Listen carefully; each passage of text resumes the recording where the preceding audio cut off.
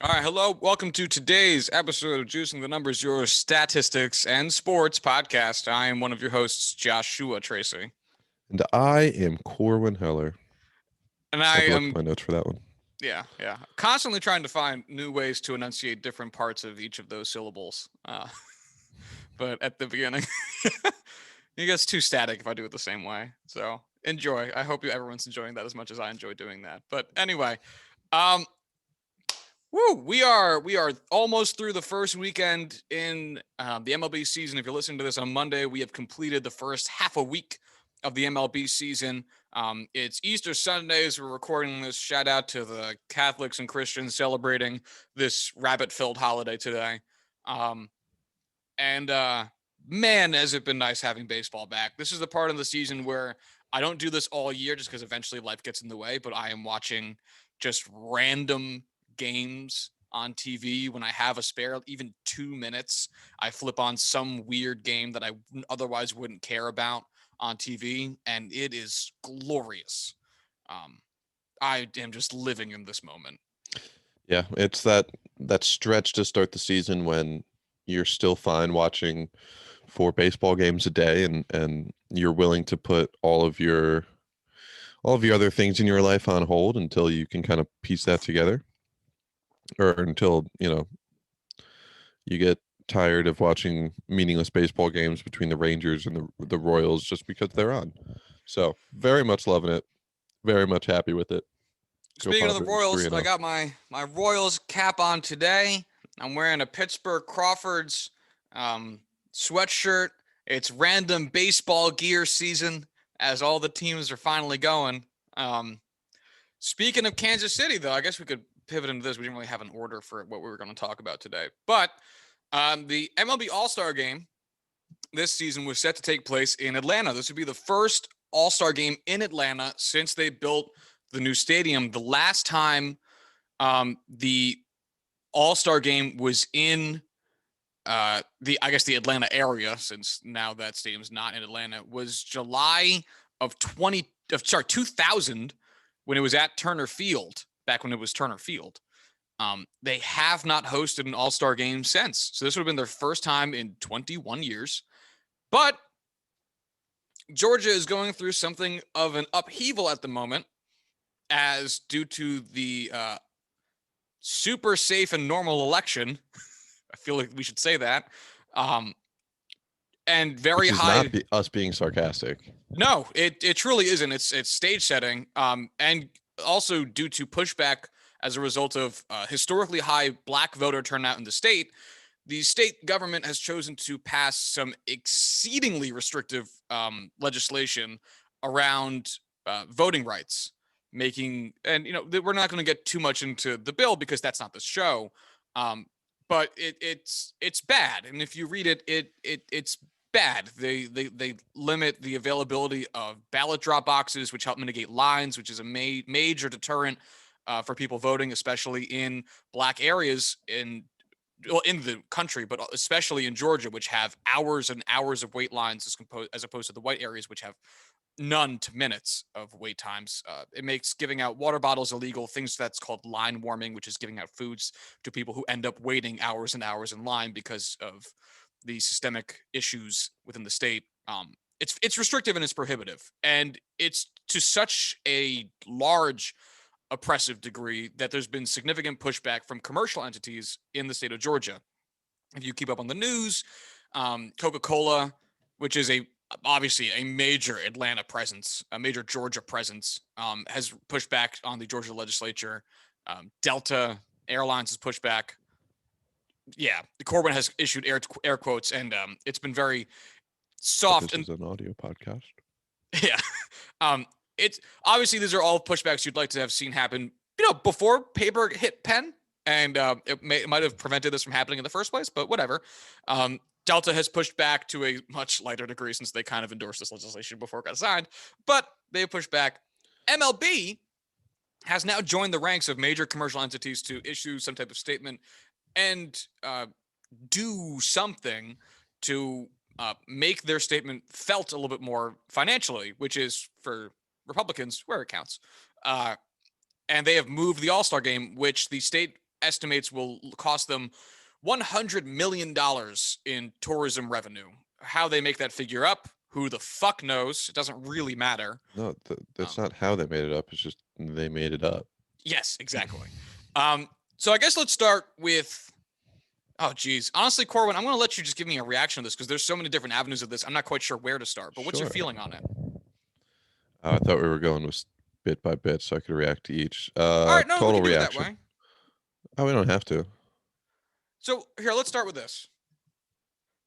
The idea of moving it, no set destination yet. There's been a lot of talk on, from just people on Twitter saying, please put it in my city. Moving it out as a statement. How do you feel about that part of it? All for it.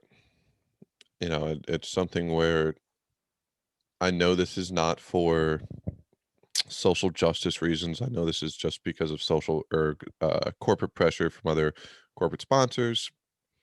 MLB has come out and said that. I will say I'm happy they made the move. I don't necessarily need to be happy because it's not for the right reasons, quote unquote, for whatnot, but it is, still it's the correct outcome, not necessarily the correct process, which I know is the opposite of what we preach about sports here, but at the same time, this is bigger than sports. So we're here with the outcome. We have to be at least happy with that. I am excited to see where it goes.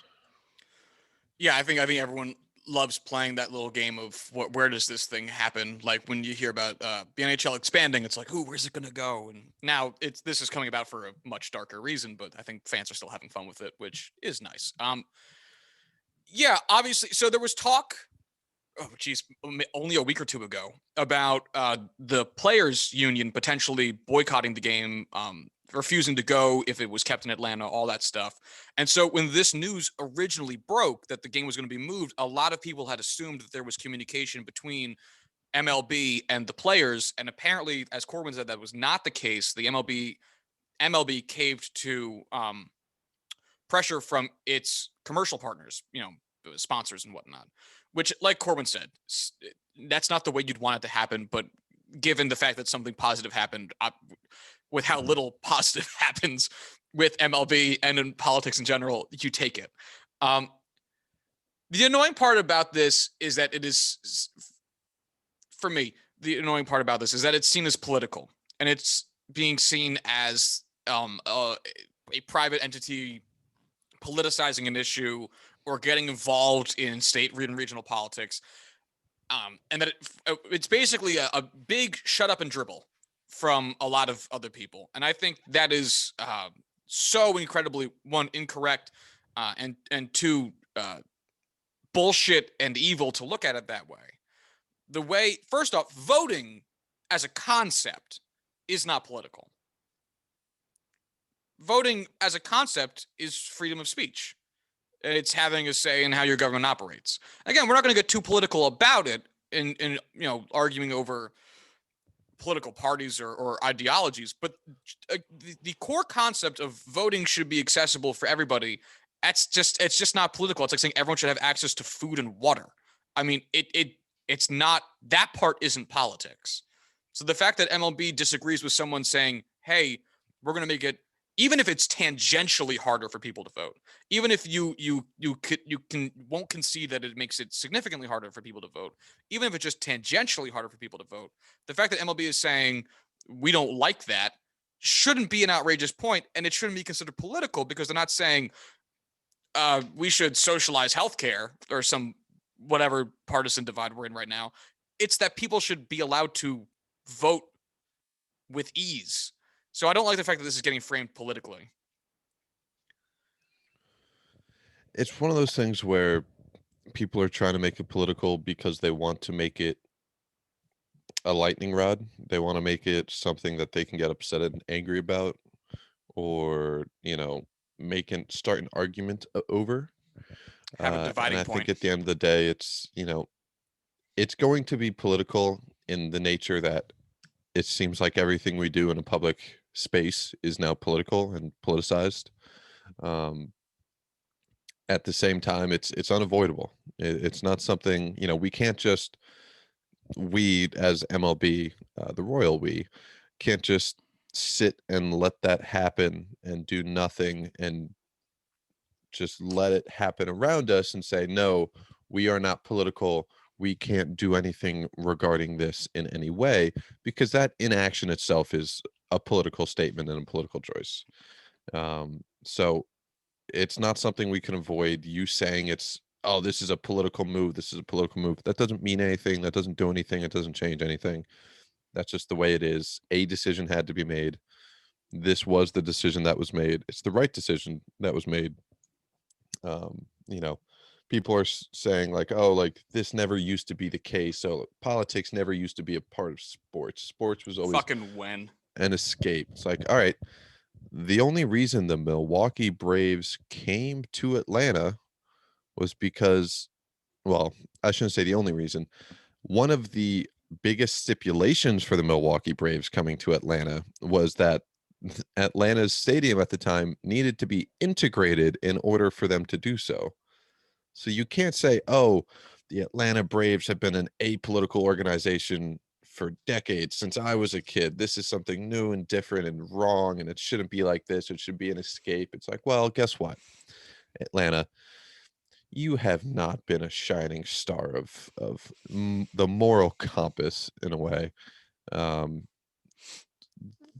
you need to understand that these things don't happen in a vacuum, and I do feel for the people of Atlanta who, I guarantee most of them did not want this to be passed. 70% of Georgians did not want this law to be passed.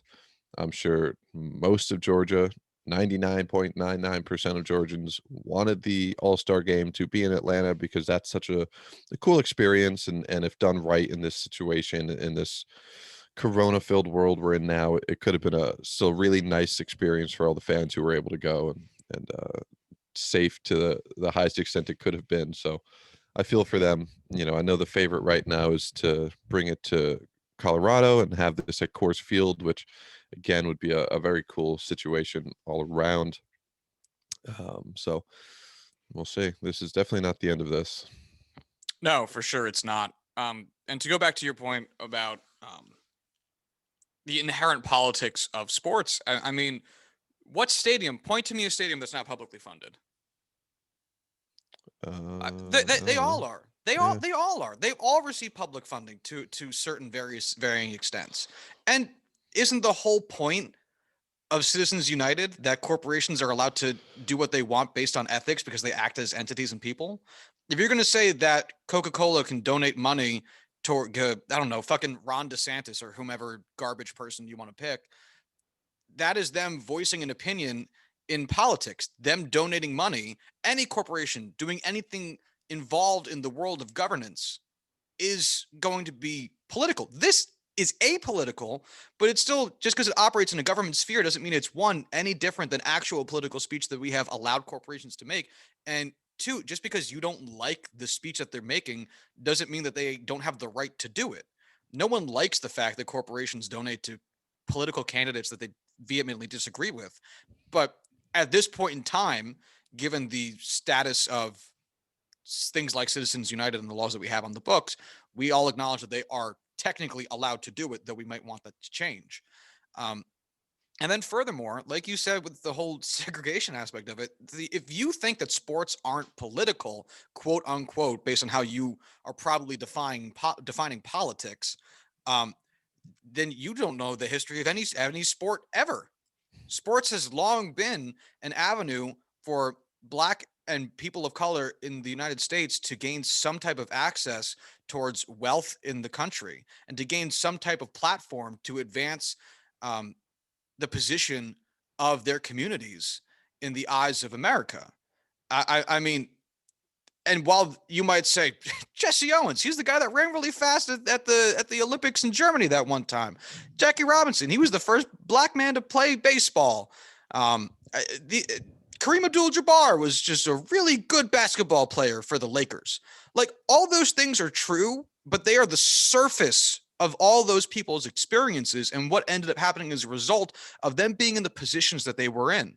And those things are not political, quote unquote, in the sense that we're debating policies or the merits of governance and the modes and methods in which we operate as a society within the confines of a political spectrum, but they are quote unquote political in the fact that they had to fight for actual legislation to be considered people in very literal senses. And the idea that while voting rights might seem more minor to the civil rights struggles of the 60s and to large extents also the 70s, it's still part of the fight that existed in those time periods that go on to today. And the fact that MLB, who for all the shit we give them on this podcast, and it is all deserved, actually was on the forefront of the segregation or the integration conversation back in the 40s. This is the one area in which they actually do have some level of historical basis to say that we want to be a leader. And the fact that they're doing it is very important. And if you are looking at a voting rights bill, a voting restrictions bill, and saying that this is good, and anybody who disagrees with me is morally bankrupt, you're just a fucking idiot. I mean, you're just an absolute knuckle dragging moron. I mean, it's ridiculous. Actions have consequences. That's all there is to it. Even if you think you're right, actions have consequences. And it's one of those things where the people who are going all out and saying, "Oh, we do need to cut down on this. Oh, we need to regulate and limit the amount of people that can vote." That whatever your argument is in this regard supporting this bill, you need to take a step back and realize you're drinking the Kool-Aid, because who's winning from more people not voting, from less people voting, from less minorities voting? Who are those people so heavily favored to vote for? Who is in control, and why are they making these decisions in order to limit their voice and their ability to vote? Who is at the bottom line winning out of this situation? It's not the American people. They're going to tell you it is, but it's not, because the American people are trying to vote and vote for the other guys who aren't making these laws. But I feel like that's more into politics than we were even trying to get. So Agreed. I won't try to, yeah. And we can move on from here. The only other thing final thing I'd want to say is that please keep in mind that players are not just loose accumulations of atoms that happen to also put on a glove and swing a bat. They are people with interests. They are individuals that come from communities that they would like to see bettered in some ways. These are people who are going to fight for certain causes that they think will benefit their different worldviews, communities, families, friends, all that type of stuff. And they're not wrong to do it. No one's wrong to fight for a cause that they believe in, so long as that cause is grounded in some type of actual morality. And that goes for ball players just as much as it goes for anybody wearing the right suit tie. Sorry, what were we going to say? No, that was it. That's all we need. So where do you want to go from here? Real quick final point on it. So do you want to see the All-Star game move to Coors Field, or do you have a different place in your heart you'd like it to go? San Diego, but if it ends up at Coors, that's totally fine. But you know what? I'm not locked into, oh, it should go here, it should go there. It's like, I just want it to go somewhere fun. Colorado's fun. Coors is fun, especially when you have all-star power hitters hitting in Coors Field all together. Yeah, that's really fun. I want to see that ball get knocked around out of the park. But if it's not going to be San Diego, I'd want it to be Coors. Is fine at the end of the day. I feel you. I think there's very few wrong answers. I think there's a couple of wrong answers, but I think there's by and large very few of them. I think anywhere but Marlins Park. Well, yeah. But I think I know they just hosted it a couple years ago, but I also think DC would make a great spot. A chance for MLB to preach a little bit of unity. A city that got really ravaged earlier on this year on January 6th. A city that is majority black, and they could really drive home the point of where we care about. Look at us, we care about racial justice this year. Same with Seattle. Seattle will be an interesting choice too. DC, which has large black leadership as well, and Seattle also actually does too. But yeah, I think there's a few fun choices out there that MLB could use to continue making the point if they felt like it. I'm not saying that they necessarily have to, but I obviously think it would be good if they did. But yeah, this is as you said, this is not over. So we shall see. So there's a lot of other fun, not other, because we didn't talk about a fun story. There are fun stories that are happening around baseball right now as the season has kicked off with a bang, and we've had a couple, 3 games into the season, we've already had some fun little stories kind of come about, players who are doing some cool things. But before we get into any of those smaller topics, Corwin, you had something you wanted to walk us through. Yeah, sitting there watching opening day games as you do, thinking about nothing but baseball. The Padres game was on that night. At that point, I was at levels of inebriation that one would not quantify as sober. Previously unheard of. Yeah, exactly. And I was watching Eric Hosmer just beat the living shit out of the ball and just be Mr. Clutch when it matters. And I thought, wow, is there any third option in an offense in the National League better than Eric Hosmer? And so me and my beautiful mind decided, hey, I'm actually going to do that instead of just thinking it and moving on with my life. So basically, I'm not thinking number 3 hitter. I'm not thinking third best player. I'm just saying, hey, is there a number 3 option in an offense, a third best batter, third best offensive threat?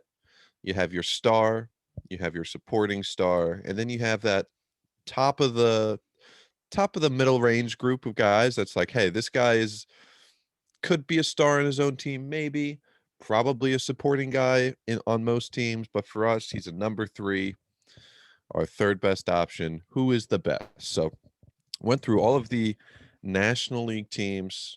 I put my opinionated, players down. Josh, I don't know if you did any looking for some of the teams where it's not nearly as clear for your own Got takes. some But I depth figured, charts here. perfect. So I figured if you want to just kind of roll through this team by team, we could do so. Yeah, sure. Where do you want to start? Do you have it still in the same order as the list I sent? So Atlanta Braves at the top. You know what? I didn't, but that's actually a good way of doing it. They're grouped by division. It's just not listed as so.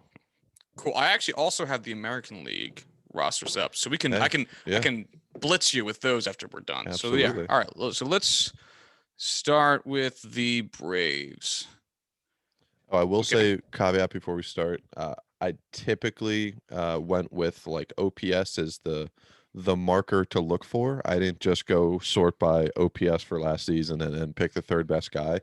I kind of went with a rolling track record. Guys I understand had bad years, had jumping years, or bigger years, jumped up. But for the most part, OPS was kind of the factor to look at, the stat to look at. All right, I'm with you. Okay, so for the Braves, you have Ozzie Albies being behind, Acuna and Freeman. Mm-hmm.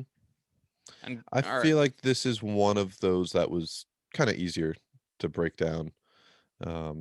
Ozzie Albies is a clear top option, would be a top option for many teams, but Ronald Acuna, Freddie Freeman, those are not kind of guys that you beat out often. So definitely started off tough. Started with the Braves and immediately was like, oh, okay, so this is Eric Hosmer is definitely not the clear-cut number 1 third option in the National League, because this is a high point to start on. This is. So the only other person I would wonder about is, who do you think has the higher career OPS plus? Ozzie Albies or Marcell Ozuna? Ooh, career OPS? Yes. I feel like Ozuna's had a couple down years, so I'll stick with Albies. So as it stands, Albies a career OPS plus of 105, and Ozuna a career OPS of 116. OPS plus, I should say, 116. Wait, what were the two numbers again? I've already mixed them up in my head. 105 for Albies, 116 for Ozuna. That's pretty cool. All right, and just for a baseline, let's see what Eric Hosmer's career OPS plus is. 109. Yeah, not that. That's pretty good though. Wow. I look, small sample sizes are super fun because the numbers are all outrageous. It obviously doesn't mean anything. But do you know what Hosmer's current OPS plus is right now? Yeah, no, it's fucking stupid. 595. Yeah. Which is why I thought of this immediately, because he's been having a hell of a year. I mean, yeah. He currently has played in 2 games, 8 plate appearances, 7 at-bats, 3 runs, 6 hits, a double, 2 home runs, 6 RBIs, a walk, 1 strikeout. Wow, goddamn. Yeah, an 857 batting average and an 875 OBP. Do you know what Ozzy Albies OPS plus is right now?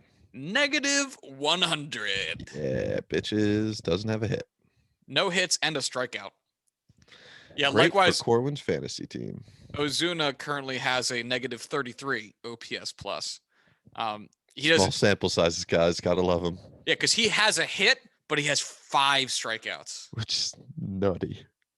Yeah, it's just Absolutely nutty. hilarious. The highest batting average on the team is 286, followed by 250, followed by 167. Yeah, the Braves are cold to start the season. I guess we can say.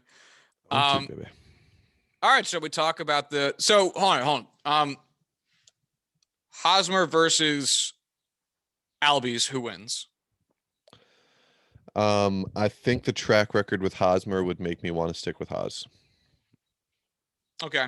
I agree. Obviously, looking forward, Albies definitely has the brighter future.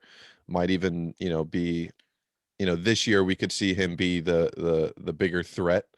But track record, clutch, being that third guy, you don't need to be on all the time, but when it matters, I'm going with Hos. Call me a homer. Fuck it. I don't give a shit. Whatever. Homer Hosmer. As it stands right now, I'd probably also take Hosmer. As you wear a biased Kansas City Royals hat. It'd be tough though. I wouldn't feel like super great about it. Between Hosmer and Ozuna, I would take Hos. I think I would go Ozuna. Okay. I think it's like I would give Hos an edge against a comparable Albies, but I would give Ozuna an edge against a comparable Hos. You know what I mean? Which is fun. Yeah. All right. So Miami Marlins, I have next on my list. All right. Who do you got? I have Brian Anderson behind Starlin Marte and Miguel Rojas. This was tough. I mean, just this year alone, Jazz Chisholm absolutely would. Jazz.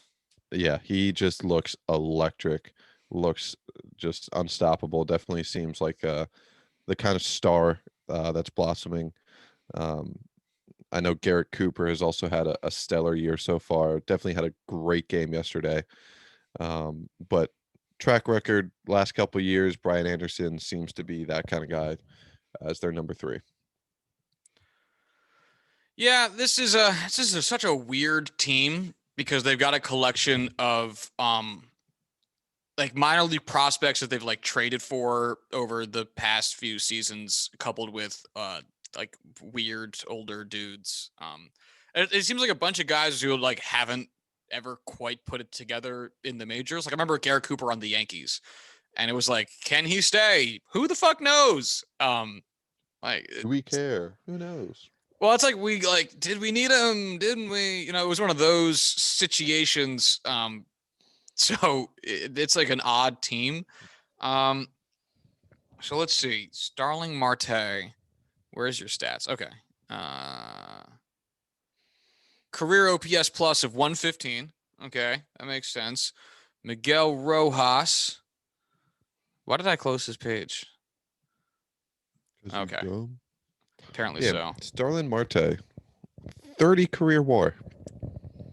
A lot more than I would have expected. Yeah. And then Miguel Rojas, career 7.8 WAR, career OPS plus of 86. I might be tempted to say instead of Brian Anderson, maybe Jesus Aguilar with his career OPS plus of 112. Brian Anderson 111 though. Oh damn, that's tough. Yeah, I just put Brian Anderson. Just I don't know. Jesus Aguilar's always kind of just seemed to be the least sexy, less threatening. I don't know. Jesus Aguilar, 143 who weighs strikeouts nearly and 70 pounds more than Brian Anderson at the same height, which is kind of hilarious. yeah, Big boy. doesn't quite have that speed. No speed. Yeah, he All was an right. all-star, man. Say what you will. That's true. We can only complain so much. Yeah. I think I'll probably take Haas here. I definitely would take Haas. All right, so we're going to the Phillies next. Yep, Philadelphia. Let's see. I had Alex Bohm. This was definitely one where I went with young talent and potential over track record. I think clearly Bryce Harper, JT Realmuto are the two number ones here. You know, Didi Gregorius is an option.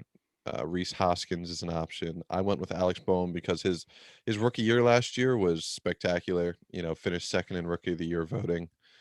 881 OPS, 138 OPS plus as a rookie, 338 batting average. He had a pretty great year. He's definitely going to be a guy that, comes in and is around for a good while and is their third baseman in the future. So I went with Alex Bohm. If you wanted to go Rhys Hoskins, absolutely. If you wanted to go Didi Gregorius, sure. Again, it's one of those things where, yes, he does have the track record, but injury history, things like that, I don't know if I'm as threatened by Didi. Yeah, Didi is funny because he is like the picture of league average hitter. Mm-hmm. His career OPS plus is 100. His current season OPS plus is 100. He is so down the middle. Since his 2017 season, he's found way more of a bat. His career OPS plus since 2017 is higher. It's 110.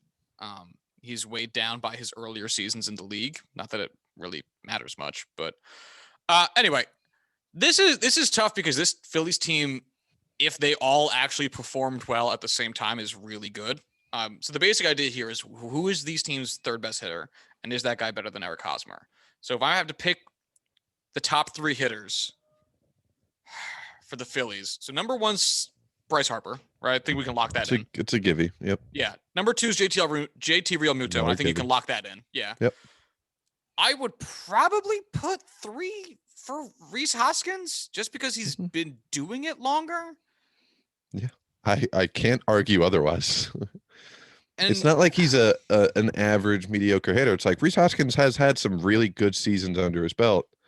Yeah, even I can't 2 argue. years ago, which I thought was a down year for him, his 2019 season, it was still a 112 OPS plus. Yeah. That's still a good year. Last year led the NL in walks, which is saying 116 is not. You earned nearly that. 30 homers, 34 the year prior in 2018. Guy hits for power. I guess I would take Rhys Hoskins over Eric Hosmer. Yes. In large part because of those walks. Because Haas has never crossed, so 66 is his high water mark, and 66 for Rhys Hoskins would be his third highest season. So he's got 2 seasons better than that already out of 4 seasons played. This being his 5th season. And one of which was a rookie where he played, 2 of those seasons where he didn't hit 60, games. He played under 50 games. Had under 212 plate appearances. Yeah, I think I'm really I have not appreciated Rhys Hoskins's on base percent. So Eric Hosmer's on OBP 337 for his career. That is a good on base percentage. It's not like super high, but you're not looking at that going like, wow, he needs to get on base more. That is fine. Eric, God, I can't mess up these fucking names. Rhys Hoskins, 365. That is good. Mm-hmm. That is very nice. Wow, he's never been an all-star. That feels so weird. First base is deep, man. It is. It is. Yeah. It's easy to be a good hitter at first base because everyone's bad at defense there. It's true. And Rhys Hoskins, bad at defense. Oh boy, that's why he got moved to first. Yep. Left field was not for him. No, it's just funny because left field is kind of for everybody. I played left field when I played softball. All right, so I've That only one so half far season. put Eric Hosmer over Ozzie Albies. All right, so let's move to the next team. That's the No, and Brian Anderson, right? right. So you're right. You're right. Okay. So we're going with Rhys Hoskins as our guy on the Phillies. I would consider Rhys Hoskins the number 3 hitter, the third best hitter on the Phillies, and I would take him over Eric Hosmer. I'm going to switch my vote to Rhys Hoskins because this conversation kind of solidified it for me. I also like how we're I not will to take Washington Rhys yet. over Haas.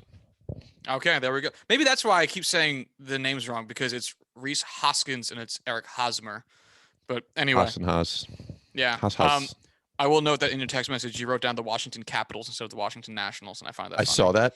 I corrected it and then changed it back because it's like that's just too funny. Yeah, that's funny. All right. So let's talk the Mets, man. Hey. Those fucking Mets. This one was tough, man, because there's a lot of players on the Mets that are kind of just above average. Like you have, I think, 2 clear guys as Francisco Lindor, Pete Alonso as the 2 locked in 1-2 guys. And then everyone else is just kind of like, all right, Brandon Nimmo's pretty good. Well, it's Jeff a lot of McNeil's inconsistency. pretty good. Jonathan VR does that one thing well. Like this Dominic is Smith, good, but who knows? I don't know. this is such a weird team because everyone absolutely can be dangerous, but not everybody tends to be at their potential at the same time. Like it's sorry. So number 1, I think we can pretty safely say is Lindor, right? Yeah. Okay. Now number 2, I think is actually kind of tricky because, all right. So let's look at Pete Alonso, who doesn't have a huge career yet in terms of amount played because he only came up in 2019 and then 2020 was a shortened season. But even in 2020, which was, I think, looked upon as being a little bit more challenging of a year for him, he still had a 121 OPS plus. That's still really good. At the same time, he's up against guys with a little bit larger careers in terms of length, like Michael Conforto, who has had one single season below a 120 OPS plus, and it was in 2016. Outside of that, his OPS plus by year, starting in 2015, his rookie year, 130, 95, 148, 122, 126, 153. Excellent career so far. I know he's so good. That's why I went with him because I was breaking down, all right, I want to look at Dominic Smith, want to look at Jeff McNeil, I want to look at JD Davis, Brandon Nimmo. There's a lot of guys to decide between. And his numbers just kind of were like, oh shit, like this is both extremely good and consistent. It was the consistency for me. Yeah, I mean, like, all right, he's not always super healthy, but when he's playing, he's really good. Yeah, and the same thing goes for Brandon Nimmo, he's so up and down. Here's Brandon Nimmo's OPS plus by season. It's so funny. 2016, his rookie year, 83. That's an aberration. You ignore that. 2017, 115. 2018, 148. 2019, 110. 2020, 143. It's never dips like very low, but it goes like floor, ceiling, floor, ceiling. There's very little in between with the Brandon Nimmo seasons. So I probably wouldn't put Haas above any of the guys we've talked about, including Jeff McNeil, who I think it's easy to forget about him because he doesn't have like a set position. So you look at him the way you look at a utility player like Enrique Hernandez, who is like, he's a good batter. Enrique Hernandez is a good Enrique batter. Hernandez by Kiki, please. I hate it. I can't do it. You hate it? I hate it. Why? because of the way it's spelled. Kiki, Kike. Yeah. Kiki. That's how you say it. Yeah, I know. Kiki. I hate it. I hate it Kiki. so much. Say it. No, I loathe it. Okay.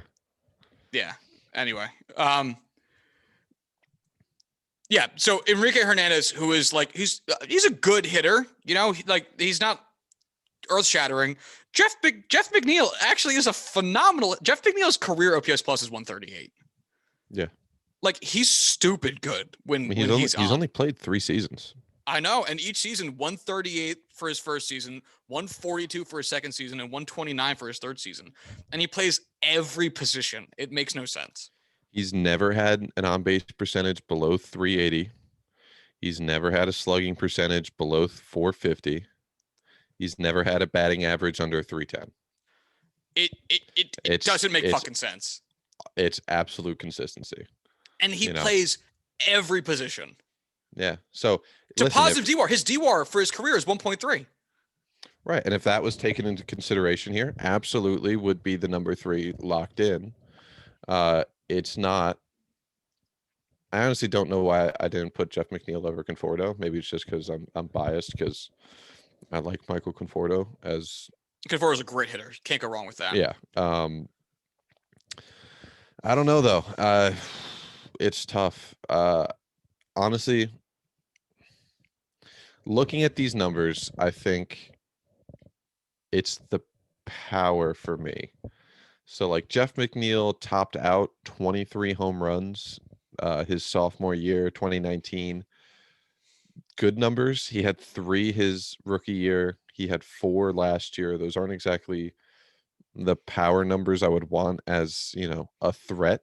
If you want an offensive threat, yeah, hitting for average is great. Hitting the gap is great. At the same time, bases loaded, you want to have that power in that bat to really unlock that. Conforto's a guy who has had 3 seasons with more home run totals than Jeff McNeil. He's had 5 seasons, it looks like, with more than 200 plate appearances, which Jeff McNeil has had for all of his 3, I believe. And 3 of those 5 have had over 27 or more home runs. So I'm going to give the tiebreaker to Conforto. I will not argue otherwise, even though, OPS career lower, consistently not quite as uberly consistent. All right. No, I'm with it. I have it positioned the same way just because of the extra years of play. And just because it's so easy for anyone to have the one down year that drags down your OPS plus for your career, which Michael Conforto has with his one singular 95 OPS season in 2016. That I would assume that would happen. I operate under the assumption that that's going to happen to everybody because I think that's only fair to do so. And since McNeil and Alonso they have 5 seasons played between the 2 of them, whereas Conforto has 5 seasons played by himself.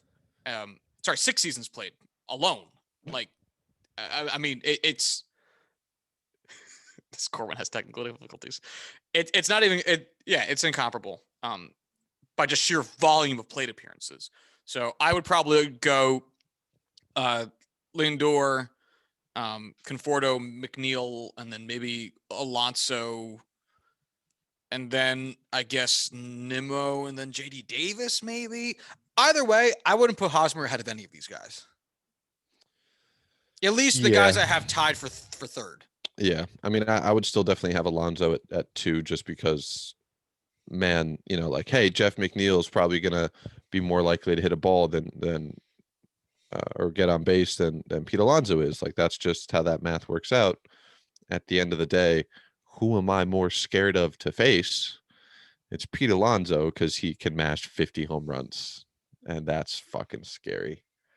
So yeah, I would take McNeil, Conforto, or Alonso ahead of Hosmer so far. Right on. All right, so let's talk about the Capitals. The Washington Capitals. Man, you really would put Alonso at like number 4? He's only got 2 seasons played so far, and he's a big home run hit. He's a good hitter. He's definitely a good hitter. Yeah. But you got to see with the power guys how they handle being eventually pitched around. And it can be a challenge. I Gary mean, he Sanchez had a was a bad season. sellout Like, for power dude, and yeah, he had a great first couple seasons. His first half season 2016 and his first full season 2017 were awesome. And then pitchers developed a strategy around him in 2018, and he really fucking struggled. yeah. So I mean, Alonso has had 2 seasons now. One essentially a half season, one full season, and he has 244 strikeouts, but still has a career 909 OPS and a 139 OPS plus and 69 home runs. nice. That's nice. So yeah, again, I'm not trying to say like I don't think he has the potential to be higher in my rankings. I'm trying to be mean with how I look at them. That's fair. That's fair. Yeah. All right, Washington Capitals. Again, I think this is an easy 1-2 choice here.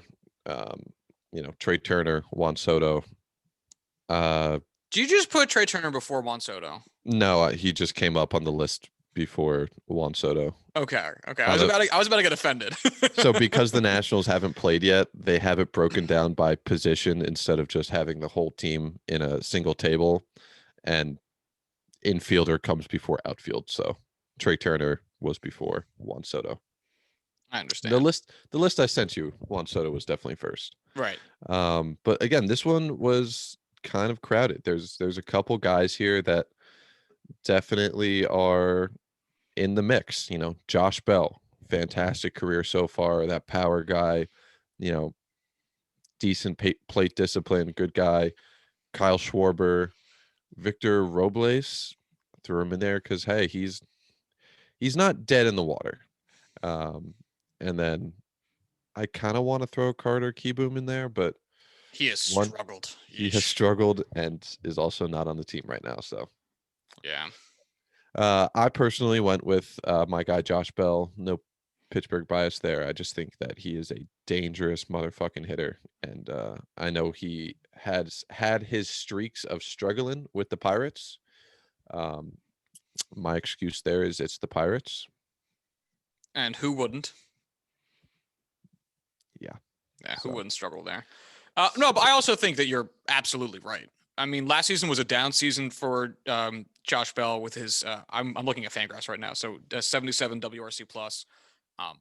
But I mean, if you take it out, because last season was hard on players mentally, in addition to the fact that there was the big gap between the two spring trainings, and then the season was very short.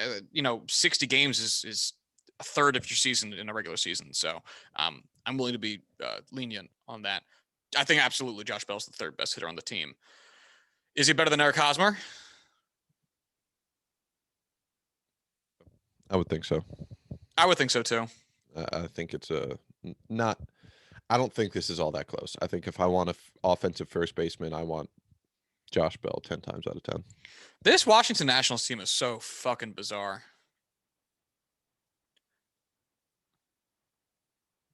It's one of those things where, man, they have a handful of really young guys. Juan Soto.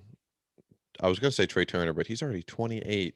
Carter Kieboom, Josh Bell's relatively young. Victor Robles He's is young. 28 too. Wow. These guys are so much older than I thought. But yeah, they're talented at a lot of positions. I just don't think they have any depth whatsoever. And that's their problem. And that's why I'm interested to see, I think of an interesting comparison for the next few years is going to be how the Capitals, now you have me doing it, how the Nationals end up building a new team around Juan Soto versus how the Angels built teams around Mike Trout. Because in theory, you'd think that with these two guys' talent levels being as ridiculously high as they are, obviously Trout playing a more key defensive position than Soto, who plays right field versus Trout center field. Whatever. At the end of the day, roster construction wise, it is a relatively minor difference. It's a really big difference, but their offensive bats carry up so much of difference between defensive replacement levels. That'll be interesting to see how the Nationals go about it, because the Angels, 10 years into Mike Trout's career, never figured it out. And that based on how their pitching is set up for this season, they still haven't figured the fuck out. And the Nationals, in like 2 seasons since their roster got a little bit fucked up after their World Series win, are already still in a pretty good position, all things considered. They're not going to be good this year, per se, but they ain't going to be bad. They ain't going to be Angels bad, that's for sure.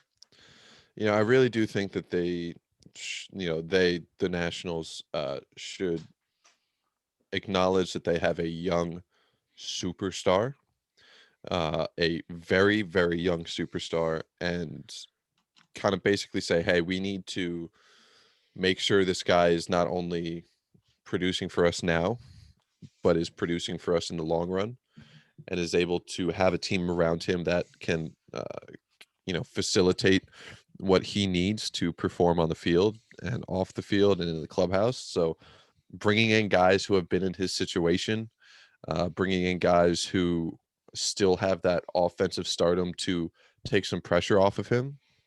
So say like trading for a guy like Bryce Harper, I think would fit the Nationals really well. He's been in that situation. He knows the team. He's at the peak of his career. I'm sure he'd love that. Yeah, I'm sure he would. All right, let's talk about these Cubbies. Oh, my favorites. All right, who do you got? I went with Anthony Rizzo as the number 3 behind Javier Baez and Chris Bryant. Again, I feel like this is one of those teams where there is some discussion that could be had, but at the end of the day, it's the Chicago Cubs, and they kind of start and end with Anthony Rizzo. And even though, Javi Baez is the guy, always probably will be the guy, Chris Bryant, Anthony Rizzo, like those are the 3 core guys. So Jason Hayward, definitely a great option. Wilson Contreras, definitely a great option. Jock Peterson, you could throw him in the conversation, but I think it's Anthony Rizzo's to lose at this point. So my hot take is that Javi Baez isn't the 4th best hitter on this team. Yeah, because I would put it Chris Bryant, Anthony Rizzo 2nd, and then hot take again, Jock Peterson as their 3rd best hitter. Then Wilson Contreras. Well, and I think part of the reason he's been so streaky is that the Dodgers haven't given him consistent play time in recent seasons. I just don't think he can hit left-handed hitting or right-handed. I forget. Left-handed hitting. He's a left-handed hitter. Yeah. Left-handed pitching. That's what we both meant to say. But I think he can. I think he will. I think he'll be the 3rd best hitter on this team, with Contreras 4th and then Baez 5th. Now, would I take him over Hosmer? That's my question. Career-wise, not this season. Because if it was just this season and I had to pick one for like a fantasy team, I might take the boom potential of Peterson, because I think he'll have a good. I believe in the Jock Peterson hype heading into the season. Contreras. But fuck, that's hard. I could while you're thinking that over, just looking over these numbers again, I think I just kind of glanced over Wilson Contreras as just, and also Javi Baez because of the reputation. Again, I was inebriated doing this. This is not sober Corwin thinking critically. If you wanted to swap out Wilson Contreras and Javi Baez as, guys in the top 2, I'm not going to put them in order, but I would be totally okay with that and just keeping Rizzo as my number 3. I would say I'm fine with it. I'm just going to do it because it's my fucking thing and I can. So because just looking at Wilson Contreras' career OPS versus Javi Baez, Javi Baez has had 1 season with an OPS higher than Wilson Contreras' 2nd worst. So, yeah, I'll go Wilson Contreras, who has a fucking career 9,000 OPS plus. Thank you very much. but by year it was for Contreras it was 122, 118, 94, 128, 110, which are now all very different numbers than I was finding 10 seconds ago. So I don't know what the fuck just happened. Well, I don't know either. I don't care. I don't care. If we're comparing Rizzo to Hosmer, I take Rizzo every day of the weekend, twice on Sundays, as every old man seems to say. But yeah, this is also an odd Cubs team. So how many years in your mind has Anthony Rizzo played baseball for the Cubs? Oh, that's a great question. 5. How many has it been? I don't know if I'd go that few. I'd probably say like 7, maybe 8 max. He's in his 11th year. Yeah, this is his 9th season with the Cubs. Yeah. Fuck me. God damn. No, this is his 10th with the Cubs. 1, 2, 3, 4, 5, 6, 7, 8, 9. You're right. Holy shit. I'm in Fangraphs, which doesn't punk ass bitches. Oh, fuck Fangraphs. His only career year with an OPS under 103 was his rookie year with the Padres. So odd. Wow. I can't believe that. That feels ridiculous. So we can have this Hosmer Rizzo conversation and then get sad because we could legitimately be having a Rizzo versus Hosmer choice. I'm not sad about that. I'm a little sad. You can get sad about that. I'm not overly sad, but I would take Rizzo. All right. So now let's move on. So third best hitter you're saying is Rizzo, and who's your pick? Rizzo. If that's the choice, I go with Rizzo as well, but I think the more realistic choice would be Contreras or Peterson versus Hosmer, in which case I would actually probably still take whichever of the two from the Cubs, which is also crazy slap because you in the face if you took Shock Peterson over Hosmer, but I won't because you're very far away. I absolutely would, though. And it's also crazy because you'd think that with all these teams that we're taking over, the players from over Hosmer would be better teams than the Padres, because we're saying that the third best hitter is better than the third best hitter on a very good hitting team. And boy, howdy, is it just not the case in most of these. Like the overall hitting on the Padres is so fucking good, but deep. It's not quite as top heavy as a lot of these, like the Nationals. Once you get past the third hitter, it gets very scary. Empty. Yeah, it's nothing. And it's like not Victor quite, Robles, not a guy I'm scared of. He hasn't put it together yet. Now there is Kaboom. Kyle Schwarber, not really a guy I'm past his scared prime. of. Yeah. And to a smaller extent, it's the same thing with the Cubs. Once you get past like that fourth or fifth guy with the Cubs, it is destitute. Whereas with the Padres, it just isn't. There's just more guys. There's always just more guys. But anyway. Speaking of one of those teams with no depth in hitting, are you ready to move on to the Cardinals? Another, just bizarrely constructed team. Yes, let's talk about the Cardinals. So who do you have here? Is there any debate for who 1 and 2 is? Any, like, not even a good debate, just any debate whatsoever. Who's coming in and saying Yadier Molina's their top 2 hitter? Yeah, it's Yadi Molina, and then it's Justin Williams. I mean, that's the easy. Justin Williams, no, choice. dude, Tommy Edmond, man, superstar. No, Paul Deyoung. It's Paul Goldschmidt. It's Nolan Arenado. It's not up for debate. Number 3, I basically went Dylan Carlson because he's 22 and in his second season. And despite having 110 at-bats coming into this year, I really don't think there's much debate based off of his profile as who the third most dangerous guy on this team is. Because it's not Tommy Edmond, it's not Paul Deyoung, it's not Tyler O'Neill. Yadi's 50 years old. Yeah, Yadi's going to buy his casket after one of these games one day. It's so tough to project with this Cardinals team because they are also such a top-heavy team, and then the difference with their depth guys as compared to some of the other teams we talked about is that they just have like no fucking at-bats.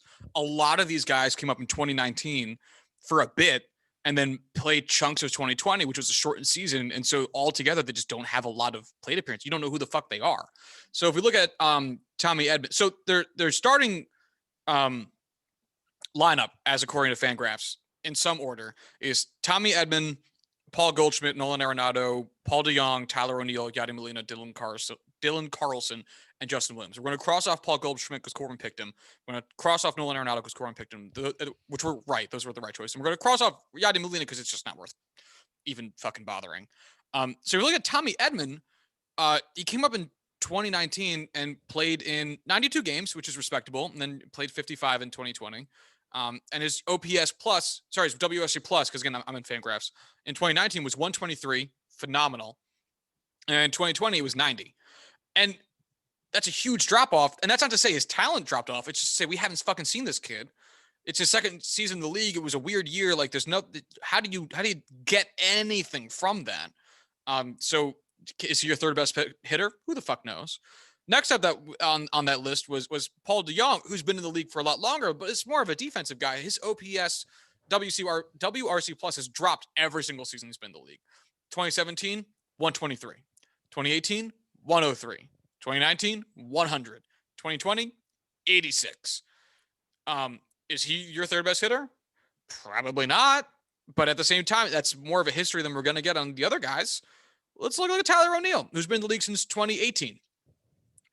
Another guy whose WRC plus has gone down every season. 2018, 116. 2019, 91. 2020, 70. Is that your guy? Dylan Carlson, the guy Corwin picked, only played in 35 games in 2020, and that's the only major league experience he has with a WRC plus of 65. But at the same time, it's like, what'd you learn from that? And then you got Justin Williams, who also came up in 2020, played in 3 games, if I'm reading this correctly. Yeah, 3 games, also with the WRC plus of 65. So it's like, so who your third best hitter is with this team is basically who do you hate the least? And that's not or who do you think has the most potential to not suck? Mm-hmm. And I'm not trying to say that to hate on any of these guys. These guys have the potential to be better than they were in the last couple seasons, but there's no one even trending up. And that's what's hard to look at with this team. And I think no matter who you pick out of those guys' names that we just read, Eric Hosmer is better than all of them. Right. And, at the end of the day, Dylan Carlson is the number 13 overall prospect in baseball. Number 1 prospect in the Cardinals system, has shown what you need. Like the guys he's ahead of, the next 3 are Andrew Vaughn, Sixto Sanchez, and Marco Luciano. Both superstar. Like all 3 of those guys have shown lightning stuff. I'll say Harrison Bader. He's hurt on the bench. I'll just say, the expectations and possibilities there are significantly higher. So I'll stick with it. But again, Hosmer's the guy, at least until Carlson can show something. Yeah. So Harrison Bader's hurt, but he might be in contention for third best hitter. At least his OPS, WRC plus, just ping pongs back and forth. 71, 107, 81, 113. Matt Carpenter was really good and then fell off the planet. Which I'm not upset about as a former Pirates fan. Like his WRC plus by season starting in 2012, which was his first full year, 124, 146, 117, 140, 136, 124, 140. And then 2019, it was 95. And then 2020, it was 84. I mean, that is such an incredible drop off. Mm-hmm. It's hard to do. It's really unfortunate, but that's life. That's life. Yes. All right, you ready to move on to the next team on our list? I have the Cincinnati Reds. Oh, you have the Reds? Oh, I skipped right over them. Yep. As you probably should. So I have Eugenio Suarez. How do you pronounce his first name? Eugenio Suarez. Okay, thank you. It's not Eugenio. Eugenio Suarez. Yeah. Eugenio Suarez. And Nick Castellanos is the 1 and 2. I don't Probably think. Right. Yeah, I'm a big fan of Castellanos, so I didn't really have a competition between him and the next two guys, which I think is the competition here, whether it's you prefer Mike Moustakas, the Moose, or you prefer Joey Votto. At this point in both their careers, it's kind of, do you want plate discipline and some bat or some power, or a lot of power and some plate discipline? I went with Mike Moustakas just because Joey Votto, I think, is on the very much tail end of his career, and is just not the player he once was. I know he had a very good season last year, but I think the Moose is still the guy to beat, I should say. So, yeah. What are your thoughts? I'm gonna probably disagree about the choice. I'm just trying to debate who I'm gonna actually put at number 3. Wow, how long do you think Tucker Barnhart's been in the majors for? 9 years, something stupid long. Oh, you would have guessed way more than I would have guessed like 3. It's been 8. Jeez. Hell yeah. Wow. Yeah, I don't know why I feel like he's so young, but he just isn't. Sorry if you're listening to this, Mr. Barnhart. Sorry for calling you fucking old. Anyway, Well, he is, so I don't think he you is. can get upset. I might go Jesse Winker for their third best hitter. Yeah, which is fair. His career WRC plus is 127. His WRC plus by season 2017 134, 2018 127, 2019 113, and then last season it was 146. And he's pretty young still. This is his age 27 season.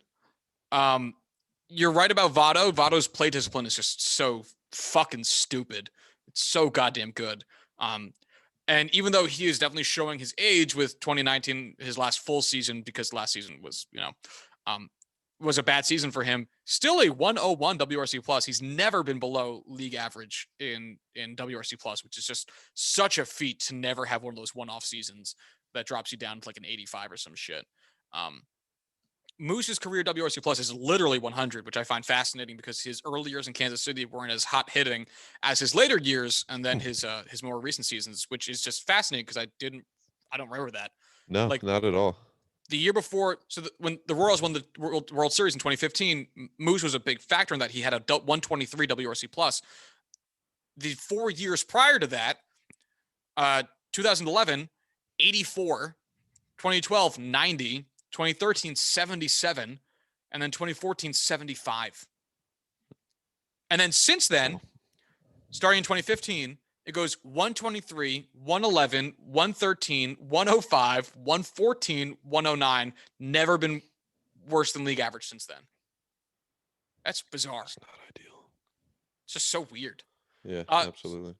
So I'd probably go Jesse Winker just because he's got the age factor over Votto, but I don't think there's a wrong choice necessarily because I will defend Joey Votto till my dying breath.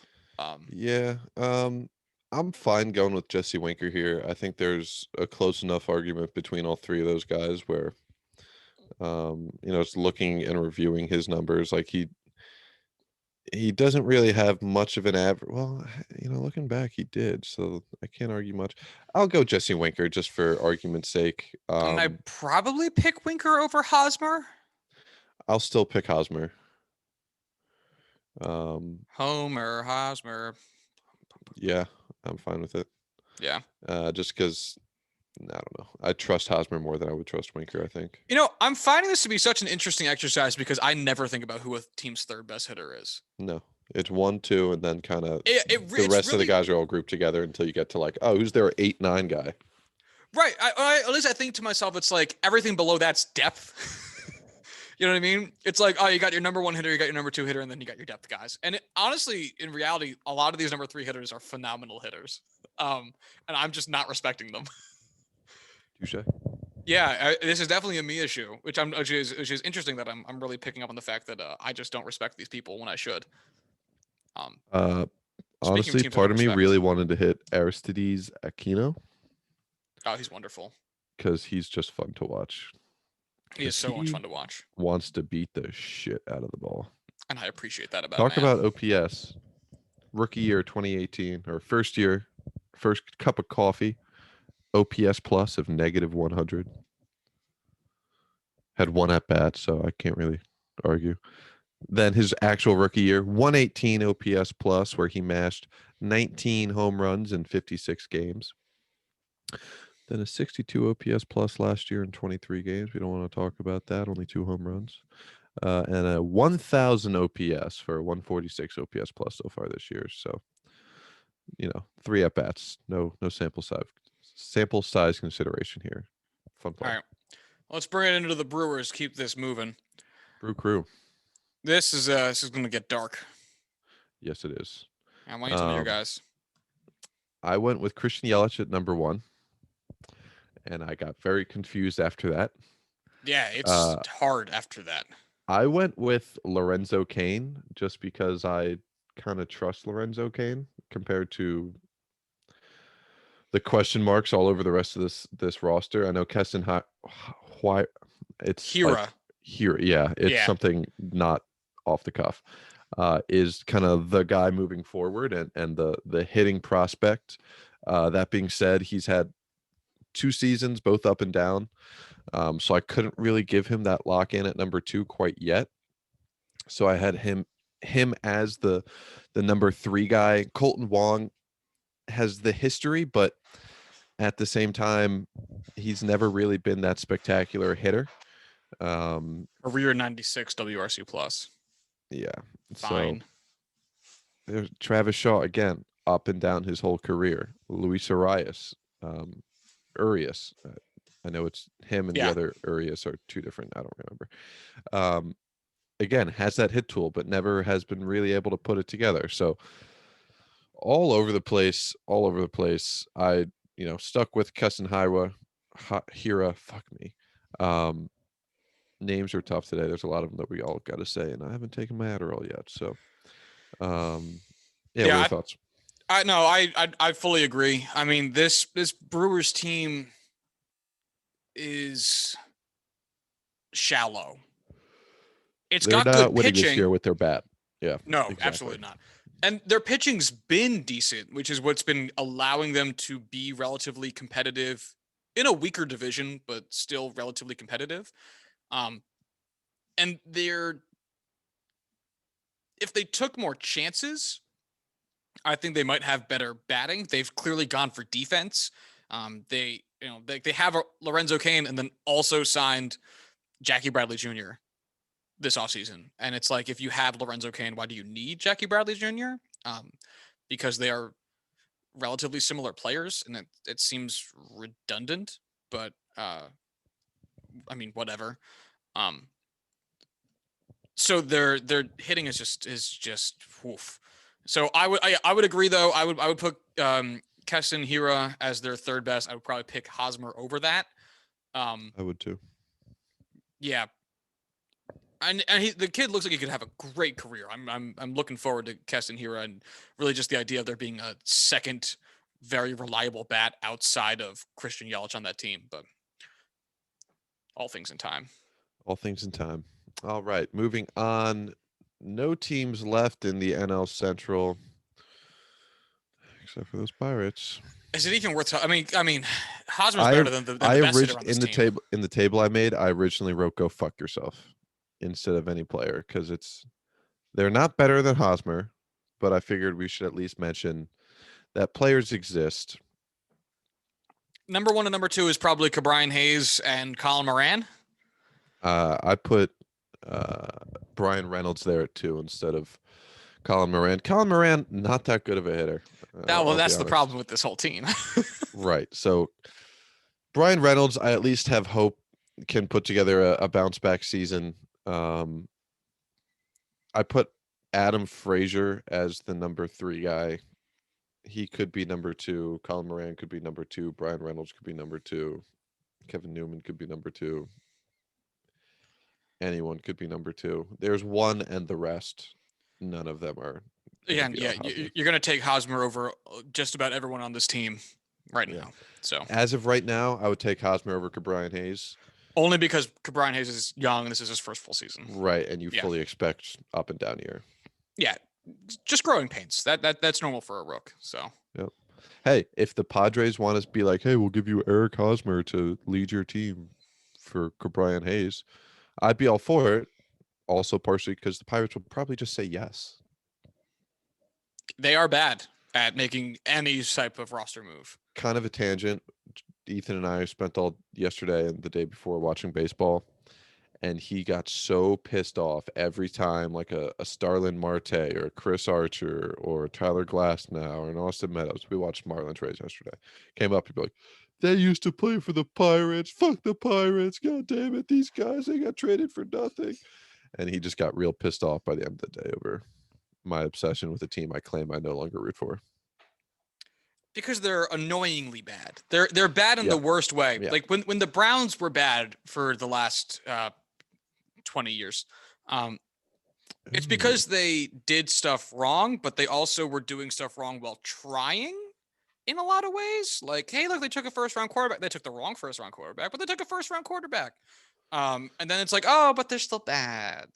And so they were like the fun, sad sack team. The Pirates just, like, all the trades and roster moves that they make, you're looking at them going, why are you doing this? And that's not something you root for. Yeah. So the lineup card for the Padres game just got submitted. Guess who they have batting cleanup? Eric Hosmer. All right. That's just lefty-righty splits, but whatever. Let's talk some Diamondbacks. Sure. About to get swept by the Padres today. Again, okay. All right. What's going on here? Why is this? Okay. Baseball Reference being a dick. God, what a rough team altogether. Ketel Marte is the number one. I don't think that's up for much debate. I put Christian Walker as their number 2 hitter, which left Asdrubal Cabrera as their number 3. That's hilarious. That's really bad. Like, Ketel Marte, excellent player. We could all agree. Absolutely an all-star caliber player, and has shown it this year. I mean, he started the season like 7 for 9. Dude's lights out. Eduardo Escobar, Josh Rojas, Asdrubal Carrera, David Peralta, Christian Walker, Tim LaCastro.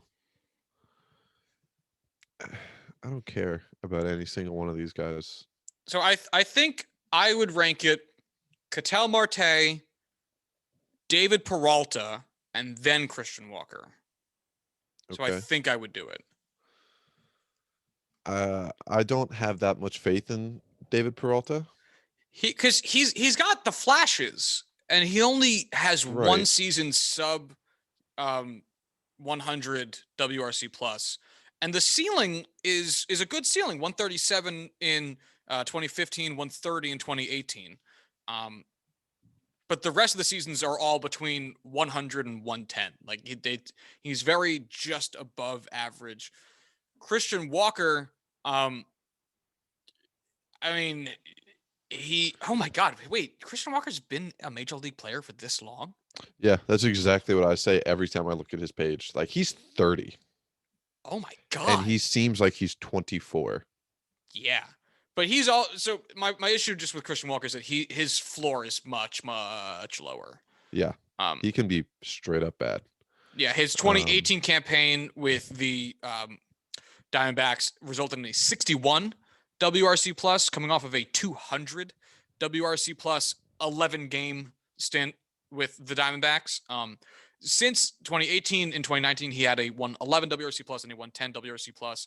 So it seems like he's stabilizing a little bit more around the upper end of a normal David Peralta season, but I think David Peralta's ceiling is higher. So I'd probably go with him at number 2, but it's a little bit splitting hairs here. These are very similar production guys in terms of WRC plus. I'm totally fine with all that. The only reason I went with Cabrera at number 3 is because, yeah, his ceiling is not anything special, but you're getting that consistency where it's like, all right, looking back, he's got a 208 OPS plus right now, but again, 8 at bats. So going back, 102, 98, 111, 110, 117, 106, 93, 96, 114, 121, 89 career low, 114, 92, 103. There's a lot of up and down there, but you're always within at the very worst, you're within 10 points of average. And you have those seasons where he pops off a little bit, gets up to 121, 115, 117. It's the consistency for me, which for a team with a serious lack of offensive options, that consistency was the deal breaker for me, or the tiebreaker. The real shame here is Josh Rojas, who in 2019 was just raking and then has done absolutely nothing since he got in the majors. Yep. In 2019 with Houston in AA, he had a WRC plus of 169 in 44 games. He got bumped up to AAA, played 53 games there, hit a little bit worse, but still a 137 WRC plus, which is still phenomenal. Then he got moved to the Diamondbacks. He played 8 games in 2019 with the AAA team for Arizona to a 264 WRC plus, got called up, and then the rest of 2019 with the majors, 41 games, batted a 67 WRC plus. Started the year with Arizona in 2020 and played 17 games with them to a 24 WRC plus. I mean, that's just awful. Yeah. I will like to say before we move on, and I do want to move on from Josh Rojas, but before we move on from the Diamondbacks, Ketel Marte batting .615 right now with a 371 OPS plus, leading all of baseball in total bases. Not a big deal. I'd also like to shout out the Diamondback Pavin Smith for having a fascinating name. Did you watch any of the game yesterday? Was it Diamondbacks Padres? No. I fell asleep watching White Sox Angels. Touche. Caleb Smith, incapable of finding the strike zone. One of the worst pitching outings I've seen in a long time. That's a shame. It's a damn shame. Let's see. Just quickly, I want to see if he has a really crazy stat line. Then nothing special. So moving on. Speaking of nothing special, let's talk about the Rockies. Nothing special. While I bring this up, you wanna kick this one off, kick the tires? Yeah. All right. So this team sucks. Yes, it does. So Trevor Story and Charlie Blackmon have to be. Yeah, you have them picked as number 1 and number 2. That's the right order, I think, as well.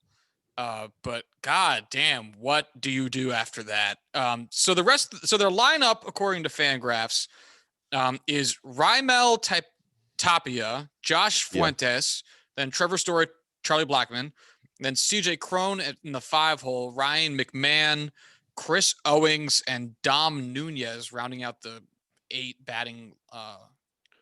total batters, with the 9-hole obviously being whoever's pitching that day.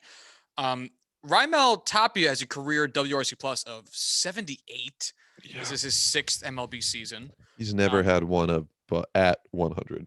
Right. Josh Fuentes is a career 67 WRC plus. Granted, he's only in his 3rd MLB season, but his first 2 seasons look awful. CJ Cron has bounced around the league a lot. But he's still a good hitter. WRC plus career-wise is 110, which is nice. Ryan McMahon has a career WRC plus of 81 in his 5th MLB season here. Chris Owings on my fantasy baseball team this year has a career WRC plus of 69, which is nice, but not nice.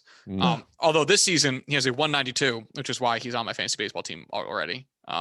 And then Dom Nunez, whose name I've never heard, has a career WRC plus of 43. Granted, this is only his 2nd major league season. So this team is awful. CJ Cron. It's really fucking awful. 31-year-old CJ Cron is absolutely hit the nail on the head with it. Is the 3rd best hitter, and I would take Eric Hosmer over him. Purely, just out of absolute need, because there's no other option. It wasn't like, oh, CJ Cron's the best of the rest. He's the only one there who's a major league hitter. Yeah, and that's what was going to be my question. Why is Josh Fuentes batting 2nd for them? They should put him behind Cron so that it goes whoever the fuck is leading off. I guess in this instance, it's Raimel Tapia. And then it should be Trevor Story, who's your best hitter at 2, Charlie Blackmon, who's a great contact hitter at 3, and then Cron, who's a good cleanup. He's got power and nothing else. So fuck it, throw him into the cleanup spot, and then the rest of the year slop in the bag. Why even bother putting Josh Fuentes there? Yeah, I mean, you're gonna waste the rest. Like the rest of that lineup is gonna do nothing, accept it, and let them do nothing together. And then Chris And Owens should be moved up from the 7 hole. Whatever. yeah, just highlight them all and just it's like putting all of your top scorers on the top line in hockey. Yeah, you focus all in on that and hope they figure it out. Otherwise, you're losing. Yeah, let's just move on from the Rockies. They don't deserve our attention. Haas over anything. everyone but Story. All right, so we're going to the Giants next. Yeah, save the two big ones for last. This is another team where it's like, what do they have going on? I put Mike Yastrzemski at 1, Brandon Belt at 2. Other than that, I don't even know where to start. I didn't realize they had Tommy La Stella. I totally forgot they had Tommy La Stella now. Oh, geez. I honestly forgot they had Tommy La Stella too. All right, so Tommy La Stella is a 107 WRC plus for his career. 104 Mike Yastrzemski, OPS plus. 130 WRC plus for his career. Donovan Solano is a 90. But he has been lights out the past 2 years. Like 2-3 years, he's been fucking murdering the ball. Ever since he came to San Francisco. 2020, Yeah. a 126 WRC plus. 2019, a 115 WRC plus. And so far in 3 games this season, a 201 WRC plus. Yeah. It's again 3 games, but whatever. 14 at bats, 7 hits, batting 500. Pretty good. Now, Buster Posey. Oh man, so you have him as the 3rd best hitter. I'm not sure anymore. It's such a tough spot. This was I really hoped last year was or 2019 was just kind of a fluke, and hopefully he could find some golden year wonder, but it's not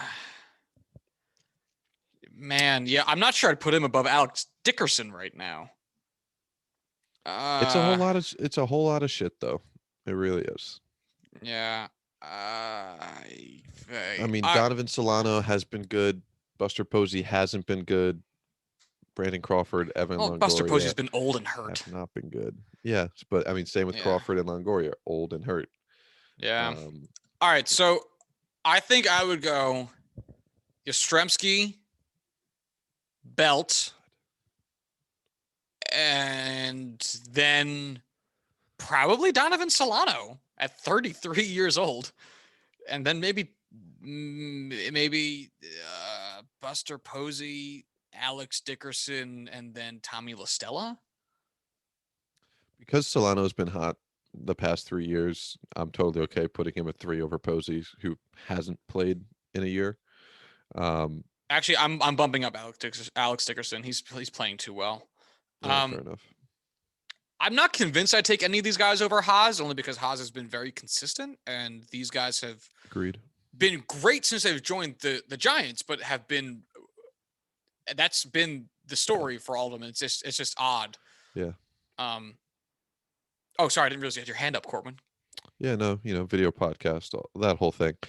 Do you know the names Austin Slater or Mauricio Dubon? Mauricio? I've seen them in our draft. That's about it. They are the only 2 listed starters for the Giants under the age of 30. Oh my God, that can't possibly be true. Buster Posey, 34. Brandon Belt, 33. Donovan Solano, 33. Brandon Crawford, 34. Evan Longoria, 35. Austin Slater, 28. Mauricio Dubon, 26. Mike Yastrzemski, 30. Oh, Wilmer Flores is listed as their bench infielder is 29.7. But Ruff is 34. Caselli is 32. Dickerson's 31. Tommy La Stella is 32. How is this team so old? This is the oldest fucking team ever. You can be young and bad. You can be old and good. If you're old and bad, you're doing it wrong. At least they're old and mediocre in a very tough division. Yeah. All right, let's move on from this. It's okay. Their number 1 pitcher is 35-year-old Johnny Cueto. Oh my God, he is. Wow, that's so sad. I mean, sure, you could put Kevin Gausman there, but even he's 30. This team is in for a world of suck. All right. So do you want to talk about the Dodgers next? Yeah. Okay. So number one has got to be Mookie Betts. You know what? I just want to say, we know their third best hitter is going to be better than Haas because of how fucking good this lineup is. Do you want to see how far down their lineup you have to go before you would fit Haas in? That's a good drill. I Because like I that. feel like that's going to fit better. All right. So let's work through it together. Number one, got to be Betts, right? Betts number one, easy peasy lemon squeezy. Okay. Now number two, do you go Belly or Bellinger. Seager? I put Bellinger. Okay. Then number three, Seager. Yes. Number four, Turner. Nope. Muncy? Will Smith. Ooh, Will Smith, an interesting choice. I honestly would argue Will Smith over Corey Seager as well. Will Smith is fucking good. He's going to be pushing Real Muto for top catcher this year, next year. So Will Smith, who has been up for 2 seasons thus far, 2019. This is his third season in the majors. 2019, a 132 WRC plus. 2020, a 163 WRC plus. And he's off to a hot start this year. 318 WRC plus so far. He's His OPS it. plus is 391. Disgusting. Yep. So, yeah, after Smith, I would say Muncy. Okay, so hold on. I navigated away. All right, so after Smith, you're going Muncy. Yep. Then Turner? I'll go Turner after that, yep. And then I would go Gavin Lux, then Chris Taylor at the end. Yeah, with AJ Pollock in there somewhere, but I don't care about AJ Pollock anymore. I forgot AJ Pollock was here. Wow. Yeah, I don't really care about AJ Pollock anymore. He's far He's past the other his prime. fish man. Yeah, I would put Haas above Chris Taylor, behind Gavin Lux. You know what? I'm gonna put Haas this season in front of Lux. But I think that's where we would draw the line for me. So God, this team is stupid. Let's see, 1, 2, 3, 4, 5, 6. So Haas would be their 7th best hitter. Wow, this is just disgusting. Oh my God. Yep. Mm-hmm. Mm-hmm.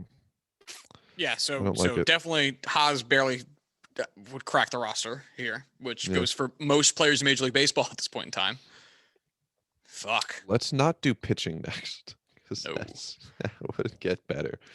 So one thing I did say that I wanted to mention, Ross Stripling is the number 2 starter for the Blue Jays this season.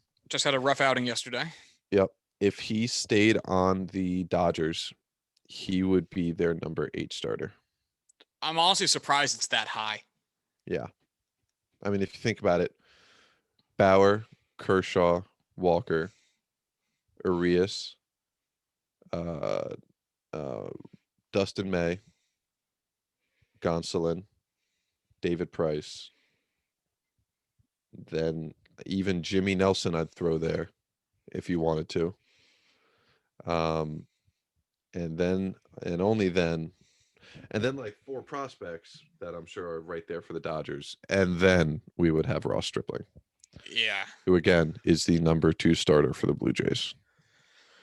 By necessity. Hyun-Jin Ryu healthy. Yeah, that's the thing, by necessity, because they've also had a slew of injuries already. My God, that team is so buddy. Shit. Yeah. All right, do you want to talk about the Padres with Hosmer, or might as well close it out on that? Yeah, so Fernando Tatis number 1. Yep. Machado number 2. Clearly, yep. All right, so then we're debating between Pham, Will Myers, Jake Cronenworth, Jurickson Profar, and Victor Caratini. Cardellini. I would say Campusano's even a better hitter at this point than Caratini. I'm just going by what they have here listed as the lineup, but I will. Which is fine. Yeah. Campusano. Man, the Padres are really just Team Italian. It's true. All right. Tommy Pham, career WRC plus of 126. Yep. With the Padres, though, has been a tiny bit of a struggle. 78 WRC plus last season and only a 102 this year. so far.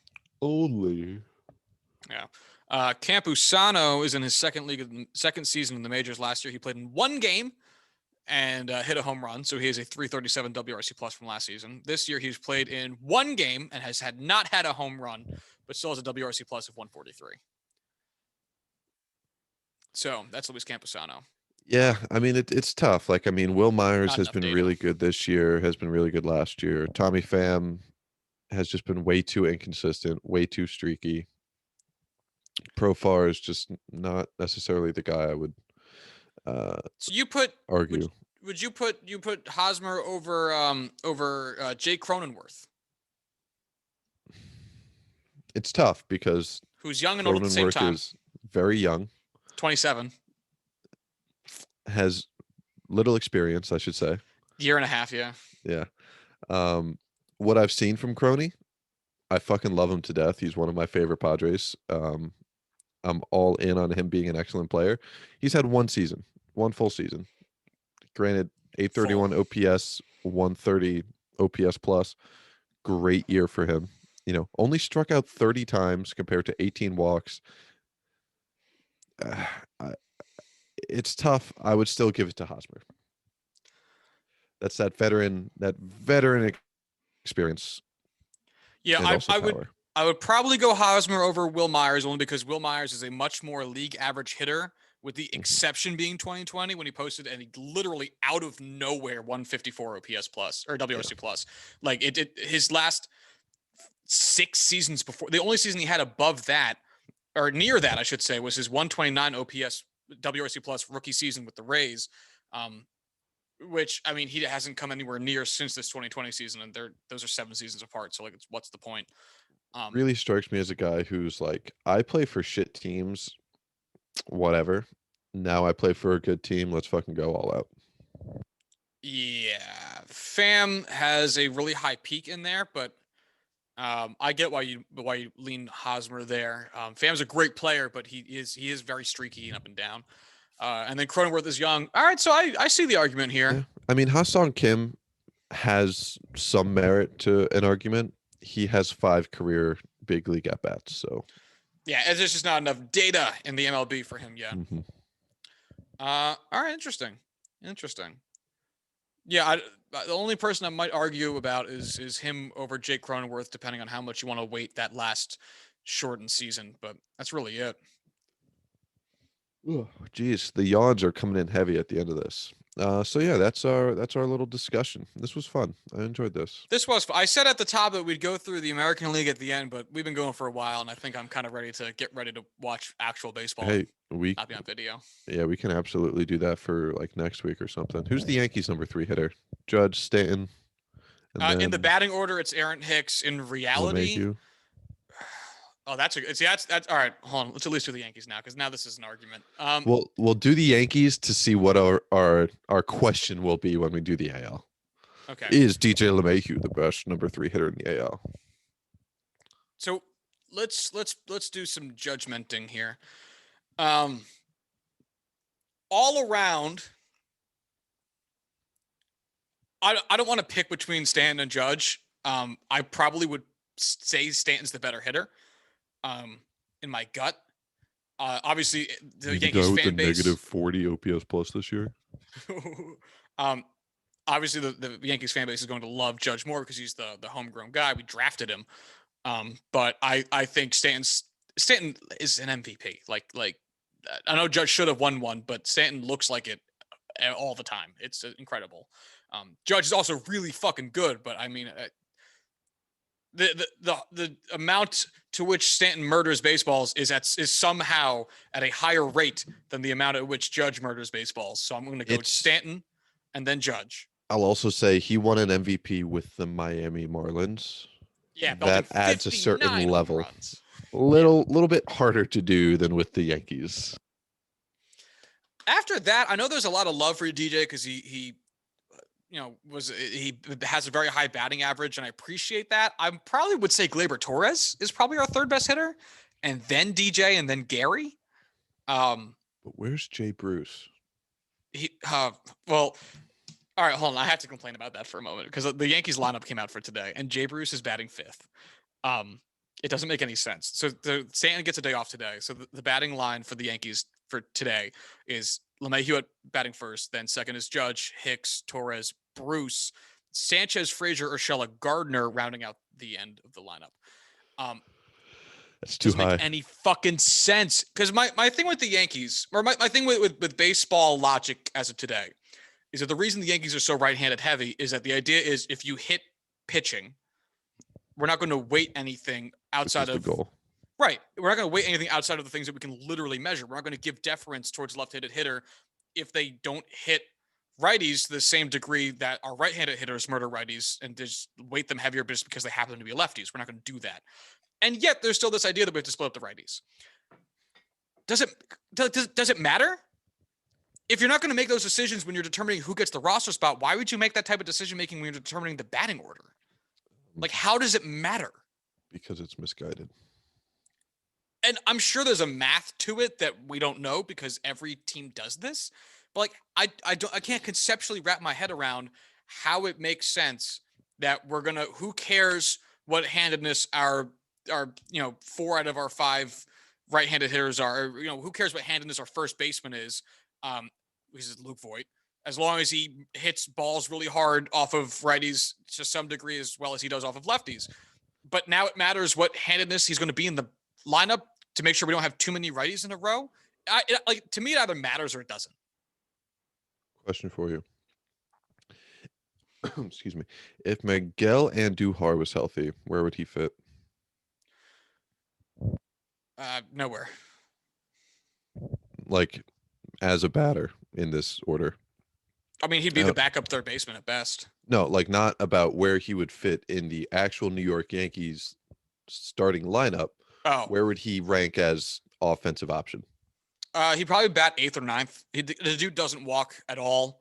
The only reason he wouldn't necessarily bat 9th is if they want to put a better bat at 9th to have a better transition into the one hitter for DJ. That's the only reason he would be dead last. Production-wise, expected production-wise. So behind like a Jay Bruce, behind a Frazier, behind all that? Oh, definitely behind Frazier. Absolutely behind Frazier. Probably behind Jay Bruce. Okay. Corwin asks, is a Miguel Andujar fantasy owner. Yep. All right. This has been going for a while. Do you have any closing thoughts before we get out of here? I'm excited to the AL. I'm excited to eventually get to putting together like maybe a top 10 of all MLB. This was a fun little exercise. This was a fun exercise. I wasn't sure what to expect out of it, but this was good. I liked this. All right. Well, if you want to follow the show on Twitter, you can do so at JuicingPod. If you want to follow Corwin on Twitter, you can do so at Corwin Heller. If you want to follow me on Twitter, you can do so at Joshua D. Tracy. If you want to send us emails, you can do so at juicingthenumbers@gmail.com. And until Thursday, y'all have a good one. Bye.